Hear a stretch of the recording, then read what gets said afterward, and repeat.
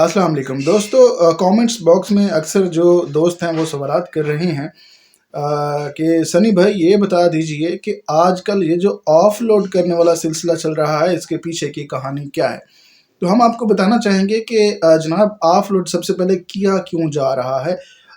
बहुत से ऐसे पाकिस्तानी हैं जो मुल्क से बाहर जा रहे होते हैं किसी भी काम की वजह से, विजिट वीज़ा पे या किसी और काम की वजह से, तो उनको ऑफलोड कर दिया जाता है, उनको वापस भेज दिया जाता है। इसके पीछे की कहानी क्या है? असल बात यह है कि बहुत से पाकिस्तानी ऐसे हैं जो बाहर मुल्क जाते हैं, वहाँ पे जाके जो है वो कर्ज़ा लेते हैं किसी बैंक से और फिर कर्ज़ा वापस पे नहीं करते, वापस आ जाते हैं।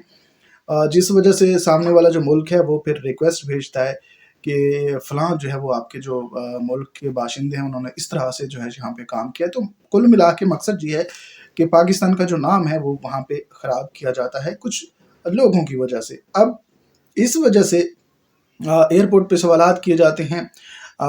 सवालात से अगर कोई बंदा जो है मशकूक लगता है, जिससे ये लगता है कि वहाँ पे जाके ये कोई गैर कानूनी काम करेगा या फिर वापस नहीं आएगा, तो उसको ऑफलोड कर दिया जाता है। अब इसकी कानूनी हैसियत क्या है आपको बताना चाहेंगे। कानूनी तौर पर इसकी कोई हैसियत नहीं है। कानूनी तौर पर आप किसी को ऑफलोड नहीं कर सकते।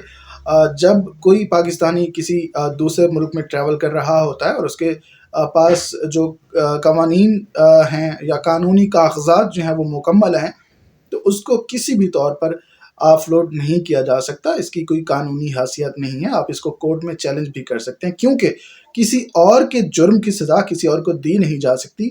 अगर किसी ने कोई ऐसी हरकत की है जिसकी वजह से मुल्क का नाम जो है वो ख़राब हो रहा है, तो उसकी वजह से किसी और को सज़ा नहीं दी जा सकती। बहरहाल ऑफलोड करना जो है इसकी कोई कानूनी तौर पर हैसियत नहीं है। ये सरासर गलत है।